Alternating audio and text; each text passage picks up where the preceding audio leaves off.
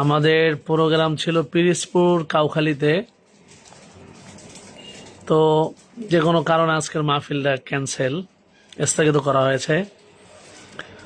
ওই জায়গার ওসি সাহেব নাকি বলতেছে কুয়াকাটা হুজুরের বাদে মাহফিল করতে হবে। এদেশে যখন ওয়াজ মাহফিলে খুব বাধা ছিল, তখনই আলহামদুলিল্লাহ আমরা ওয়াজ মাহফিল আমাদের বাধা হয় না আলহামদুলিল্লাহ।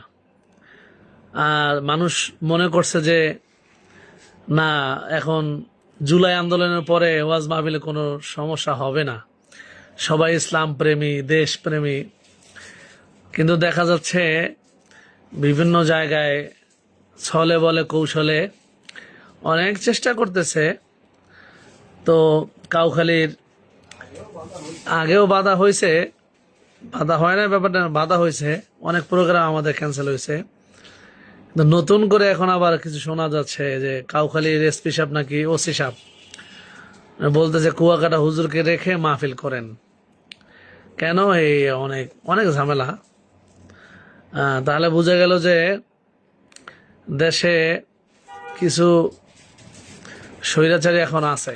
আমাদের শায়েখ ফয়জুল করিম হুজুরের নাম শুনলেও অনেকের শরীরের ভিতরে ব্যথা শুরু হয়।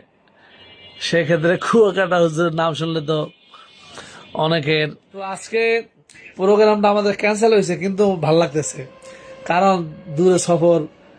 ওসি সাহেবের একটু ধন্যবাদ দেওয়া দরকার, আজকে মাহফিলটা আমাদেরকে একটু রিল্যাক্সের সময় দিয়েছেন, মাসাল্লাহ।